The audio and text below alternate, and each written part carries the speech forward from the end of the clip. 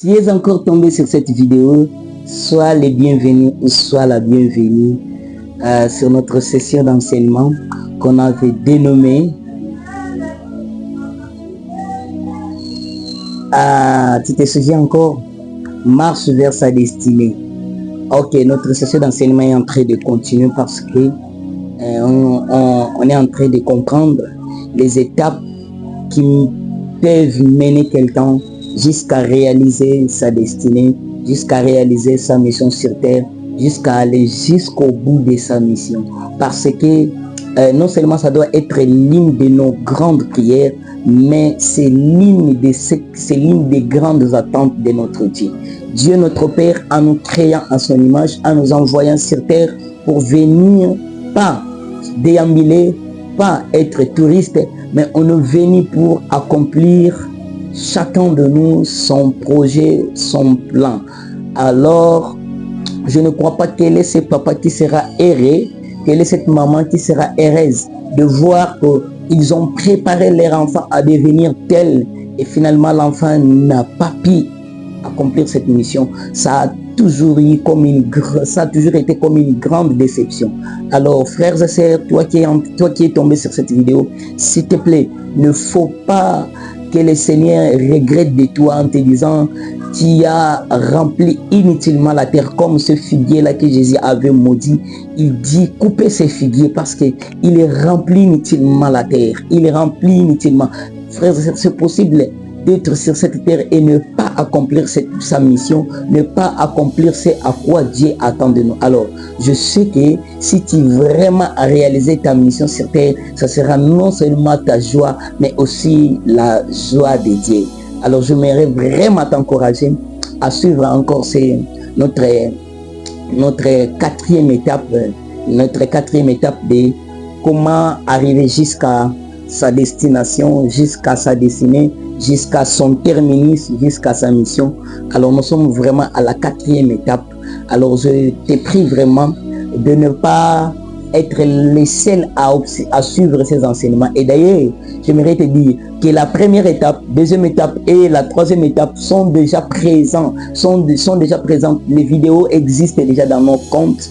Vous pouvez aller dans notre compte WhatsApp, dans notre chaîne WhatsApp, dans notre chaîne YouTube, sur notre page Facebook, Frère Daniel Dinoko.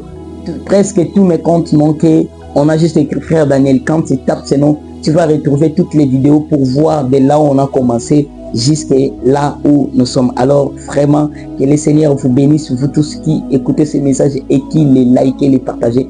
Que Dieu vraiment vous bénisse. Alors, nous voilà à la quatrième étape de notre marche vers la destinée. Alors la première étape, on avait dit quoi? Première étape, on avait dit si quelqu'un veut arriver jusqu'au bout de sa destinée, la condition, tu dois connaître Jésus, tu dois voir Jésus. Pourquoi? Parce que c'est en Jésus-Christ qu'on se découvre. Jésus-Christ est comme une montagne. Cela veut dire c'est une montagne où quand vous y montez, vous voyez tout ce que vous ne voyez pas. Vous voyez quand vous êtes en bas. Si vous êtes en bas de la montagne, tout ce qui se passe en haut, vous ne voyez pas. Mais quand vous êtes en haut de la montagne, vous voyez presque tout ce qui est en bas. Donc, quand vous êtes en Jésus-Christ, vous pouvez bien connaître Dieu et aussi vous voir. Quelqu'un comprend? Et la deuxième étape, on avait dit, si vous voulez accomplir votre destinée, vous devrez connaître et pratiquer la parole de Dieu. Pourquoi? Parce que c'est à la connaissance et à la pratique de la parole de Dieu que vous découvrez les lois de Dieu, que vous connaissez ce que Dieu aime, ce que Dieu n'aime pas, et vous évitez ce que Dieu n'aime pas, et vous faites ce que Dieu fait, vous obéissez à ses commandements, et vous allez désobéir à ce qui n'est pas sa parole. Et la troisième étape, on avait dit, vous devrez avoir la troisième étape, on avait dit, si vous voulez accomplir votre destin, vous devrez connaître et découvrir votre talent, parce que c'est au travers de votre talent, de votre don, que le Seigneur va réaliser ce que Dieu vous a donné. Frères et sœurs, tu n'es pas vide. Toi qui es en train de m'écouter, tu me dis, moi je n'ai pas de talent. Non, c'est toi qui n'as pas encore découvert ce que tu as comme talent. Sinon, tu en as, tu as les dons, tu as les talents. Et ce qui est important à retenir, c'est que le talent que nous avons chacune ne ressemble à aucun autre. Voyez, donc c'est comme des empreintes digitales que chacun de nous détient. Voyez, même chaque doigt a ses différentes empreintes. Aucun doigt, aucune personne au monde où vous allez trouver, vous avez les mêmes empreintes. Ça n'existe pas. C'est la même. Donc nous aussi, c'est comme ça que Dieu nous a créés. Dans nos talents, Dieu nous a donné toujours une particularité de telle sorte que si moi, le frère Daniel, je fonctionnais comme Dieu a prévu, personne ne sera comme moi. De même, si quelqu'un essayait de faire comme moi, tu ne le feras jamais comme moi. Et toi aussi, si tu fonctionnais comme ce que Dieu t'a fait, si tu fonctionnais selon ton talent, même si on forçait, personne ne peut faire comme toi. Et c'est là où je compris, bien aimé dans le Seigneur, c'est que le Seigneur a fait le monde de telle sorte que l'un et l'autre, l'un aura toujours besoin de l'autre. Oui, il y aura un moment, c'est moi qui aurai besoin de toi. Et il y aura un moment, c'est toi qui auras besoin de moi. C'est toujours comme ça que le monde est créé. Et c'est comme ça que Dieu a fait que personne qui va s'autosuffire.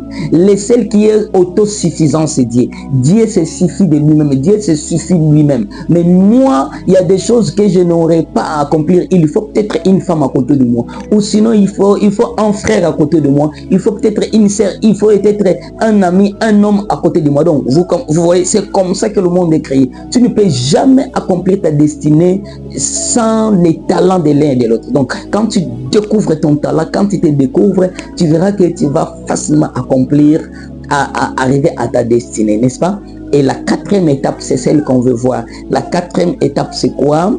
La quatrième étape, c'est savoir faire le choix.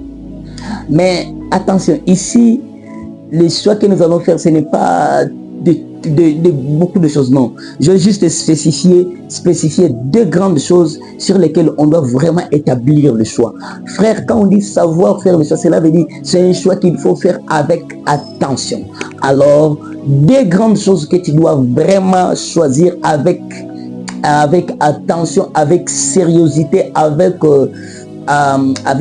vraiment conscience. Lorsque tu feras ces deux choix, mon frère, ma sœur, tu ne peux pas le faire à la hâte, tu ne peux pas le faire par pression, tu ne peux pas le faire par impression, tu ne peux pas le faire par intimidation. Tu dois le faire vraiment de tout ton cœur après avoir beaucoup réfléchi. La première des choses que tu dois vraiment bien choisir dans ta vie, si tu veux aller jusqu'au bout de ta mission, il faut savoir choisir de bons endroits appropriés pour ta destinée.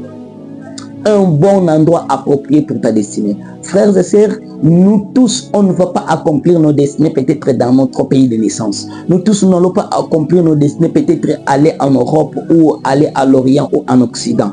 Chacun ou chacune d'entre nous a un endroit spécifique pour réaliser sa mission, pour accomplir sa destinée. J'espère que tu es en train de me suivre. C'est pourquoi c'est une aberration de te dire que là où tu vis, c'est pas bon et là où chez les autres, c'est bien. Non. Écoutez, là où le Seigneur veut que tu réalises ta destinée, sache que c'est ton bon endroit. Alors, dans ta vie, il faut savoir choisir de bons endroits. Un bon endroit, c'est un endroit qui est spécifique, qui est préparé pour que tu puisses accomplir ta mission ou que tu puisses fonctionner là où tu dois vivre. Quelqu'un est en train de comprendre. J'espère que quelqu'un m'a compris. Nous allons vraiment développer encore en bas. Et la deuxième des choses, à bien choisir de bonnes personnes. Voilà. Si tu veux réaliser ta destinée, si tu veux arriver jusqu'au bout de ta mission, lorsque tu choisis un bon endroit, la deuxième des choses, tu dois chercher à choisir de bonnes personnes. Des bonnes personnes qui seront vraiment des bonnes personnes pour toi. Parce que nous tous, on n'aura pas besoin de tout le monde. Oui. On n'aura pas besoin de tout le monde parce qu'il y a certaines personnes qui ne ressemblent pas à notre mission. Certaines personnes seront là comme nos ennemis. Ils seront là en train de nous critiquer. Mais sache que quand un ennemi te critique, ce n'est pas pour que tu relâches. Il sera là pour te critiquer, mais pour que tu puisses encore aller au-delà. Vous savez que les ennemis ce sont les ennemis qui nous aident à aller vraiment à perfectionner notre talent. Les bonnes personnes, les gens qui t'aiment, et les gens seront là à te dire félicitations. Mais sache qu'une personne qui te dit, tu n'as pas vraiment bien fait ça. Tu n'as même pas bien fait ça. Et ces personnes nous poussent généralement à aller encore au-delà de nos efforts. Donc, certaines personnes seront là, non seulement toi tu croiras qu'ils sont de mauvaises personnes, non, mais c'est le Seigneur qui les a mis au-devant de toi pour que tu puisses encore beaucoup te travailler. C'est pourquoi il dit, tu dresses une table en face de mes ennemis. Pourquoi pas en face de mes amis? Non, il faut que tu sois en face de tes ennemis pour que tu ne puisses pas relâcher Dieu et pour que tu ne puisses pas être fainéant, pour que tu bosses et tu travailles toujours. Est-ce que tu m'as compris? Voilà. Frère, nous n'allons pas lire la Bible, bien sûr que oui. Alors nous allons lire un texte de la Bible, un texte que vraiment j'affectionne beaucoup, que nous allons lire, le texte de Genèse chapitre 12, le verset 1 à 2. Nous allons lire Genèse chapitre 12, verset 1 à 2. La parole de Dieu déclare ceci. L'Éternel dit à Abraham, va-t'en de ton pays, de ta patrie et de la maison de ton père, dans le pays que je te montrerai. Oh Seigneur, le pays n'est pas connu. Non, moi je connais, mais toi tu ne connais pas encore. Ah, Seigneur, franchement, t'es mystique. Tu me dis de quitter et vers un endroit que tu vas me montrer. Pourquoi tu ne me le montres pas maintenant? Non, toi quitte d'abord. Oh Dieu merveilleux. Et verset 2, il dit quoi? Et là, je ferai de toi une grande nation et je te bénirai. Je rendrai ton nom grand et tu seras une source de bénédiction. Seigneur, je ne suis pas encore grand, non. Je ne suis pas encore une source de bénédiction, non. Ah, je ferai de toi une source de bénédiction. Waouh.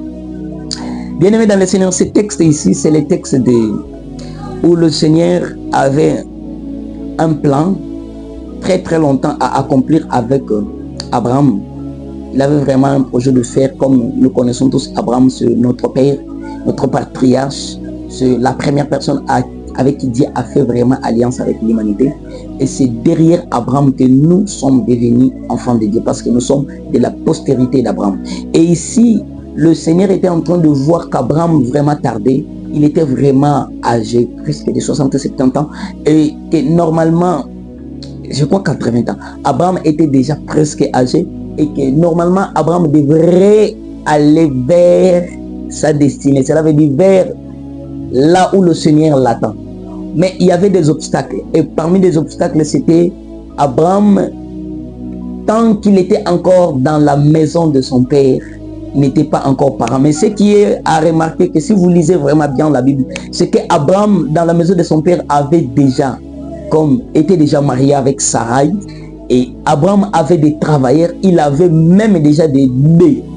Le bébé qui faisait déjà. Donc, Abraham avait des projets, avait des champs. Abraham était marié, mais toujours dans la maison de son père.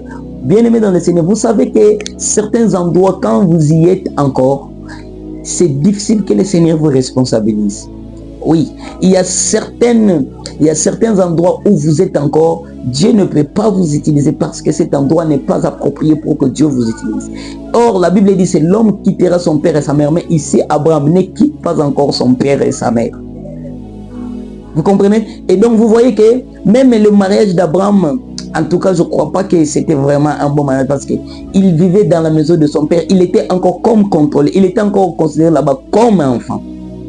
Et ici, le Seigneur lui dit, non, Abraham, j'ai besoin de faire de toi une grande nation. J'ai besoin de te bénir et de faire de toi une source de bénédiction. Mais ici, comment les gens viendront puiser dans ta source? Ici, comment les gens verront vraiment ta grandeur? Parce qu'ici, c'est ton père qui le voit. Et Dieu lui dit, va-t'en de ton pays vers un endroit que je te montrerai. Seigneur, comment vraiment tu ne peux pas me dire va-t'en là-bas? Comment toi, Dieu qui connaît tout, tu peux être imprécis comme ça? Frères, certaines des recommandations que Dieu te donnera, ce sont des recommandations qui ne sont pas claires. La seule chose qui doit t'assurer que c'est Dieu qui te parle, c'est la foi en Dieu.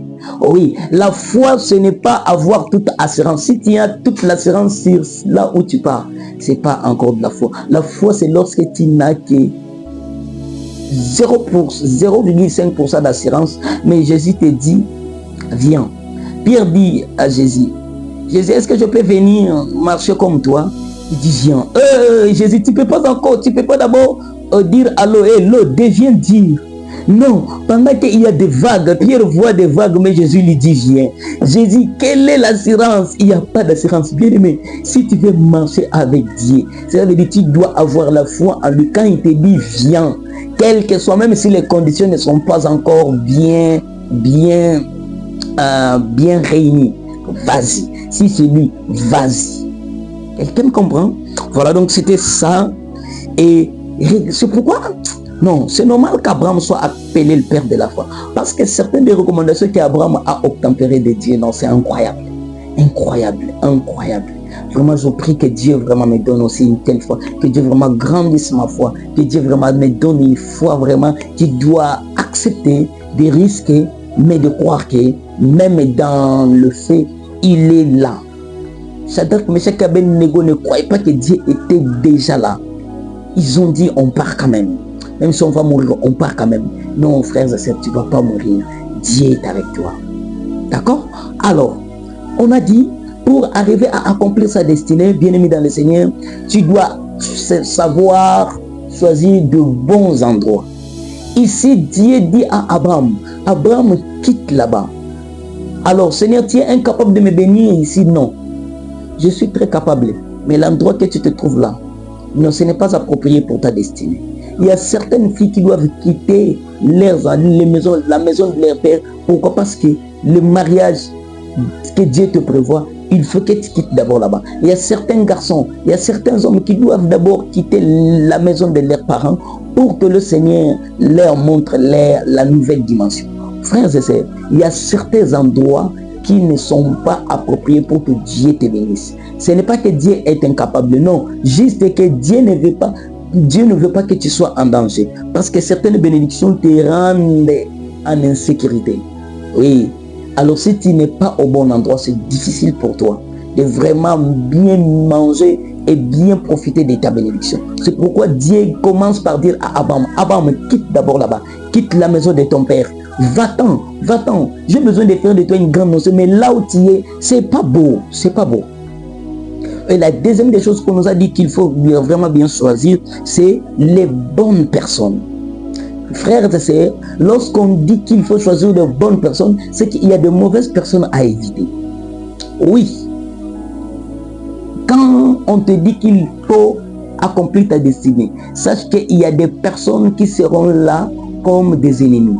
Vous savez que des fois pour nous on dit l'histoire de Joseph, quand on a vendu Joseph, pour nous des fois on voit cette histoire du mauvais côté, on dit le frère de nos familles ne nous aime pas. Mais moi je vais vous dire, moi je vais vous défier et je vais vous dire que c'est plutôt le papa de Joseph qui n'aimait pas Joseph. Parce que si c'était seulement pour Jacob, Joseph ne serait pas devenu ministre. Joseph ne serait pas devenu ce que Dieu lui avait préparé. Si c'était seulement pour le papa de Joseph, Jacob, Joseph serait resté en Israël et il serait mort avec des rêves non accomplis.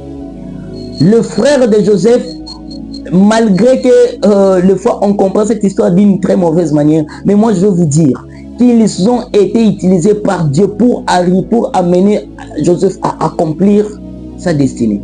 Il a fallu que Joseph soit vendu. Oui, il a fallu que Joseph soit vendu.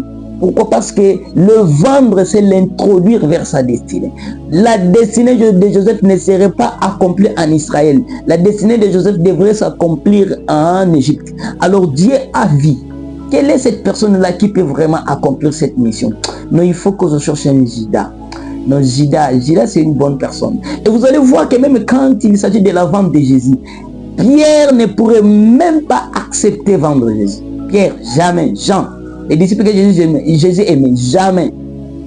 C'est pourquoi, frères et sœurs, tu verras toujours dans ton entourage, il y aura des personnes comme des Judas. Ce sont des personnes de foi qui sont mauvaises, mais ce sont des personnes qui nous introduisent vers notre destinée. Des fois, tu vas te dire, Judas est mauvais. Mais frère, si Judas n'a pas vendu Jésus, sache que Jésus ne pourrait pas accomplir sa mission, sa destinée. Parce que la mission était la prophétie était qu'on devrait le vendre avec 30 pièces d'argent. Qui pourrait le faire? C'était la prophétie d'Ésaïe. On avait prophétisé qu'il y a très longtemps que le Messie serait vendu. Donc, il a fallu que quelqu'un puisse les vendre. Et on a vu qui pourrait jouer ce rôle. C'est pourquoi vous allez voir que certaines personnes, nous on peut les qualifier de mauvaises. Mais franchement, elles sont bonnes parce qu'elles nous introduisent vers notre destinée. C'est pourquoi ma prière à toi qui es en train d'écouter cette vidéo, que Dieu chasse autour de toi des personnes qui ne vont pas t'aider pour accomplir ta mission et que toutes ces personnes te quittent au nom de Jésus et que Dieu te reconnecte et Dieu te donne Dieu te donne de bonnes personnes qui vont t'aider à arriver jusqu'à ta destination. Donc, Dieu va te donner des bonnes personnes qui vont t'aider à accomplir ta destinée. Alors, regardez les critères que devront avoir généralement de bonnes personnes. De bonnes personnes que tu dois choisir. Quand on dit choisir, cela veut dire que ce sont des personnes attirées. Alors, regardez les critères que tu dois trouver généralement dans des personnes qui doivent vraiment t'aider à accomplir ta destinée. La première des catégories, il faut chercher toujours autour de toi des personnes travailleuses et engagées dans leur travail. Bien-aimé dans le Seigneur, dans ta vie, il ne faut jamais accepter d'être entouré de fainéantes. Il faut toujours choisir autour de toi des personnes travailleuses et des personnes qui sont vraiment engagées dans leur travail. Tu veux choisir la bonne personne avec qui marcher. Regarde seulement comment il travaille ou regarde comment il est engagé dans son travail. Regarde comment il prend au sérieux. Ce sont de bonnes personnes. Que tu ne la connaisses ou pas, mais quand tu vois qu'il est vraiment assidu dans son travail, qu'il est vraiment assis dans son travail, quand cette personne est autour de toi, frères et sœurs, je t'encourage, choisis cette personne-là. Elle est vraiment une bonne. Elle est un bon homme, c'est une bonne femme avec qui vous pouvez collaborer et qui peut t'aider à arriver jusqu'à ta destinée. C'est pourquoi vous allez voir que Jésus, tous les disciples que Jésus avait recrutés, il n'y a pas un disciple que Jésus a recruté assis en train de jouer au pari-foot, en train de composer le match de winner, en train de jouer au jeu d'hasard. Il est à la dame, il tune, il est au jeu de 6 noms. Tous les disciples que Jésus a recrutés, ils étaient au travail. Il a commencé par recruter Pierre et Jean avec les frères Jacques, les frères de Zébédée, Jacques, fils de Zébédée. Ils étaient tous de pêcheurs. Ils étaient à la pêche. Ils étaient en train de pêcher. C'est là où il les a recrutés. Il est allé recruter Matthieu. Matthieu était où? Matthieu était, il travaillait au service d'impôt. Il était comme quelqu'un qui travaille au péage. Donc vous allez voir que même Jésus, quand il a recruté des disciples, des gens avec qui il doit collaborer, des gens qui doivent l'aider à accomplir sa mission, ce sont des personnes qui travaillent. Frère, si tu veux choisir avec qui tu dois accomplir ta destinée, il faut choisir des personnes qui travaillent. Est-ce que tu me comprends? Et vous allez voir, si nous prenons les textes de Juge chapitre 11, le verset 3, la Bible dit « Et Jephthé s'enfuit loin de ses frères, et il habita dans les pays des Tob.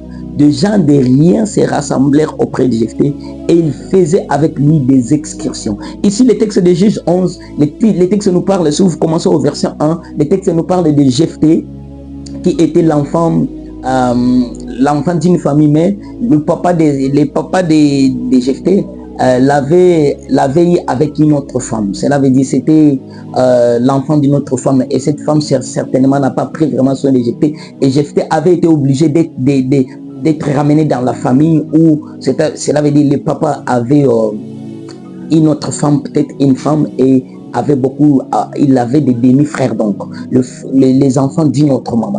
Et Jephthé avait été obligé d'être ramené à la maison là où se trouvaient ses autres frères. Mais ce qui est déplorable, c'est que Jephthé avait été chassé par ses frères. On a dit, toi tu n'es pas l'enfant de notre maman, tu ne vas pas hériter de ce que notre père a, tu ne vas pas hériter de ce que notre père a comme richesse. Et finalement on avait dit à Jephthé, quitte, tu ne peux plus vivre chez nous. On l'a chassé.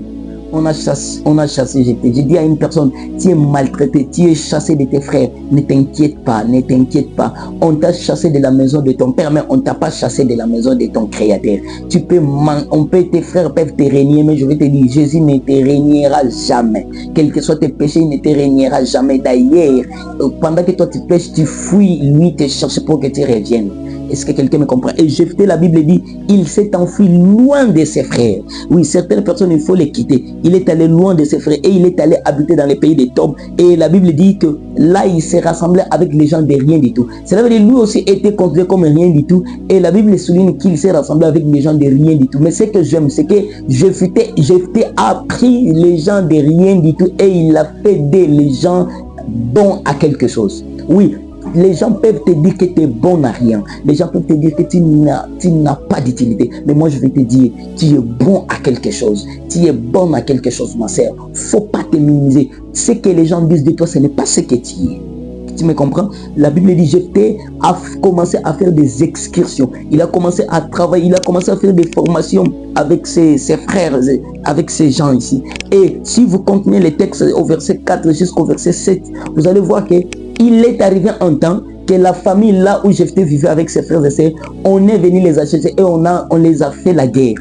Et pendant qu'on les faisait la guerre, ils ne pouvaient même pas se défendre. Ils ne pouvaient même pas se défendre. Frère, il y a des gens, ils vont te dire, on n'a pas besoin de toi. Ils n'ont même pas la force. Vous savez, beaucoup de personnes te haïssent parce qu'ils savent que c'est que toi tu as et ils n'ont pas ça. Alors, il ne faut pas te mettre dans la tête ce que les gens disent. On a cherché Jephthé, mais la Bible déclare que Jephthé était allé, il ne s'est pas découragé, il a commencé à travailler, il y avait quelque chose, il a commencé à travailler son talent. Et la Bible déclare qu'il y a eu un temps, comme on a fait la guerre à cette famille, on leur avait dit, hey, vous voulez gagner cette guerre, allez appeler Jephthé, ces frères-là, votre frère que vous avez chassé, hein? Il est devenu combattant, il est devenu un grand militaire, il a des hommes autour de lui, il a des hommes qui l'entourent. Et la Bible déclare que ces gens sont allés vers Jephthé, on leur a dit, Jephthé, viens, nous te prions, viens. Il dit non, je ne viens pas. Et vous savez ce qu'on leur a proposé? On lui a dit, viens, tu seras notre chef. Vous voyez? Quelqu'un qu'on avait rejeté, mais il est devenu le chef. Je prie, je prophétise sur ta vie, toi qui es sur cette vidéo. Je prie dans le nom de Jésus. Là où on t'a rejeté, tu seras chef là-bas. Ah oui, tu seras chef là-bas. Tu seras chef de tes frères et sœurs. Ah oui, les frères de Joseph, quand on leur avait dit ils viendront se prosterner, ils ont dit jamais on viendra se prosterner. Mais le jour où ils se sont prosternés, ils ont même oublié, ils ne se sont pas rendus compte qu'ils étaient en train de se prosterner devant Joseph. Je prie que toi aussi, tu seras celui-là, tu seras celle-là. Est-ce que quelqu'un me comprend? Oui, donc il a choisi de bonnes personnes. Les gens qu'on trouvait des gens de rien du tout, mais lui les a trouvés utiles. Et deuxièmement, de bonnes personnes que tu dois choisir, des personnes de ressemblants, des personnes qui vous ressemblent. Et si, généralement, c'est dans le cadre du mariage. Si vraiment tu veux choisir une bonne personne avec qui vous allez faire beaucoup de temps, frère, choisis la personne qui te ressemble. Ressemblant veut dire la personne avec qui vous partagez presque les mêmes émotions, le même sentiment, vous avez presque la même manière de voir, la personne qui vous voyez presque les choses de la même manière. Frère, dans ta vie, si tu choisis une sœur qui vous ne voyez pas au même endroit, ça sera difficile. Votre couple, vous irez très loin si vous avez le même objectif, vous avez la même destination. C'est pourquoi l'un des grands critères qui doit choisir que cet homme que tu as choisi, c'est le meilleur, cette dame que tu as choisi, c'est vraiment vous irez très loin. C'est lorsque vous avez presque la même destination, vous avez presque le même projet. Quand tu lui demandes, tu veux devenir qui? Elle te dit, moi je veux devenir celle-ci. Et l'homme te dit, moi aussi, je veux. Vous verrez que vous aurez presque des projets parallèles. Mais quand vous avez des projets convergents, quand vous avez, divergents, quand vous avez des destinées divergentes, frères et sœurs, même si c'est une femme, elle prie beaucoup, même si elle est chrétienne, même si c'est un frère qui prie beaucoup, quand vous avez des destinées divergentes, vous n'allez jamais vivre ensemble. Vous pouvez commencer, mais vous n'irez jamais loin. Parce que celle-là, tu vas lui dire, on va à l'église. En tout cas, lui, cette histoire d'église, il n'a pas ça. Il va te dire, on va faire le commerce. Il dit, non, moi, je parle. Moi, en tout cas, cette histoire de commerce. Vous voyez? Donc, l'un des critères qu'il faut vraiment choisir, il faut d'abord mieux te connaître, surtout aux hommes. Il faut d'abord mieux te connaître, qui tu es, quel talent tu es, quelle est ta destination, quel est le projet que tu vas accomplir sur cette terre. Et c'est quand tu vois le projet de la dame, quand tu vois ton projet, vous vous dites certainement, on ira très très loin. Ok? Mais quand on a dit, s'il y a des personnes à choisir, il y a des bonnes personnes à choisir, c'est qu'il y a aussi des mauvaises personnes à éviter. Alors, je vais vraiment juste citer parmi les personnes à éviter dans ta vie, sœur, frère, des personnes que tu dois éviter pour ta destinée. La première personne, de fainéants ou de fainéantes qui n'aiment pas travailler. Si tu vois quelqu'un est fainéant, quelqu'un qui n'aime pas travailler, il est content quand il est sur Paris Foot, il est content quand il est sur TikTok, il est sur TikTok du matin au soir, une sœur qui n'aime pas travailler, il a toujours des longs ongles, toujours la beauté, toujours propre, toujours chaque jour, elle n'aime pas travailler. Ah, ce sont des personnes à éviter. De fainéants, des fainéantes, ce sont des personnes à éviter. Un fainéant va finir par te transformer en fainéant. Parce que toutefois, quand toi tu iras travailler, il va te dire, ah, pourquoi, reste là-bas. Le fainéant finira toujours par te transformer en fainéant, frère, sœur. Donc, évite des personnes fainéantes autour de toi. Deuxième catégorie de personnes à éviter, de pécheurs. Attention, de pécheurs ici, je ne parle pas, oh, quand quelqu'un tombe, il pêche. Non, je parle des pécheurs, des gens qui pratiquent et aiment les péchés. Vous savez qu'il y a des gens qui commencent même à créer des versets de Bible pour leurs péchés. Il a tellement tombé dans l'impudicité et qu'il ne sait pas, il ne sait plus vivre avec une seule femme. Il commence à dire, dans la Bible, David avait combien de femmes? Salomon a combien de femmes? Non, tu es en train de justifier ta polygamie. Toute personne, quand elle veut justifier son péché, il cherche à coller ça derrière la parole de Dieu. Oui, donc, il va dire, non, pourquoi je peux seulement avoir une seule femme? Pourquoi moi je ne peux pas prendre la boisson? Est-ce que boire c'est interdit? Est-ce que fumer c'est interdit? Est-ce que vous mentir c'est interdit? Est-ce que il va toujours chercher. Quand tu vois que cette personne-là commencer à chercher toujours des raisons pour justifier son péché, sache qu'il est déjà dedans. Des péchés, des gens qui aiment pratiquer, qui vivent dans le péché, qui trouvent maintenant le péché, il n'y a... Ah non, le péché, Jésus ne viendra pas aujourd'hui. Je profite d'abord de mes péchés. Il faut les éviter. Et troisième catégorie, des personnes que tu dois aussi éviter, des personnes qui te distraient. Il faut tuer des relations de personnes qui font que te distraire. Frère, quand tu sais que tu es appelé à être prédicateur, prédicatrice, focalise-toi. Toute personne qui vient de te distraire, non, évite ces personnes-là. Quand tu sais réellement que tu es appelé à être maçon, à être constructeur, à être chantre, à être ceci, évite des personnes qui viendront te distraire. Parce que les personnes qui viendront te distraire, généralement, ce sont des personnes qui ont tellement échoué dans leur vie et elles veulent aussi te voir échouer. Ok? Il faut éviter surtout des personnes qui ont tellement échoué. Qui ont tellement fait, ils ont échoué tellement dans leur mariage, et ils veulent aussi te voir échouer, et ils vont faire quoi? Ils vont toutefois te chercher, toi aussi, que tu puisses être distrait pour que tu tombes dans ces pièges. Mais toi, ça ne sera pas ton cas au nom de Jésus. Quelqu'un est en train de comprendre? Donc, sache-le très bien que tu dois éviter des personnes qui font que te distraire. D'accord? Alors, je voudrais conclure ceci. Pour Dieu, pour t'amener à ta destinée, il va te proposer ces 4 choses. Ok? Généralement, quand Dieu veut t'amener dans ta destinée, la première des choses que Dieu va te donner, il va te faire quitter un endroit vers un autre. C'est ce qu'on a vu. Il a dit à Abraham, quitte là-bas vers un autre pays que je te montrerai. Il a dit aux enfants d'Israël, il les a dit quitter Égypte vers. Donc Dieu, pour t'amener vers ta destinée, pour t'amener vers ton terminus, il va généralement te délocaliser. Ok? Et la deuxième des choses, Dieu va te déconnecter avec certaines personnes et te reconnecter avec d'autres. Dieu, il va te déconnecter, il va te réseauter. Donc, il va couper certaines personnes. Vous allez voir qu'avec une sœur, vous étiez amis, mais après un temps, en tout cas, vous ne vous voyez plus. Pourquoi? Parce que vos destinées, vos visions, vous allez voir que vos visions ne regardent plus au même endroit. Vous allez voir qu'il y a certaines amies où vous étiez comme des amis proches dans l'enfance. Mais après un temps, vous voyez comment ça va. Vous n'avez plus le temps. Pourquoi? Parce que vous n'avez plus les mêmes destinations. Quelqu'un comprend? Voilà, c'est ça. Donc, Dieu, il va te déconnecter avec cette autre personne. Et Dieu, s'il te déconnecte, sache qu'il va te reconnecter. Vous allez voir dans la Bible qu'Abraham, la relation qu'il avait avec son neveu Lot, ça commençait à créer des problèmes. Dieu l'a déconnecté. Et dès qu'Abraham est déconnecté de Lot, directement Abraham est connecté avec Pharaon, Abraham est connecté avec les Cananéens, Abraham est connecté avec d'autres personnes. Donc Dieu généralement il va tuer certaines relations, tu vas les regretter au départ, mais sache que Dieu tuera ces relations pour te donner d'autres relations. Et troisièmement, Dieu aussi généralement va généralement tuer certaines relations intimes. Il y a certaines relations intimes même qui doivent mourir. Pourquoi? Parce qu'au départ tu croyais que c'était une bonne relation, mais après un temps tu te rends compte que ce n'est pas vraiment une bonne relation. Frères et sœurs, si tu sens qu'une relation vraiment ne correspond pas à ta destinée, coupe-la. Oui, couple là, même des relations où vous êtes déjà ensemble, vous vivez déjà ensemble dans une relation, si vous voyez que vraiment ça ne marche pas.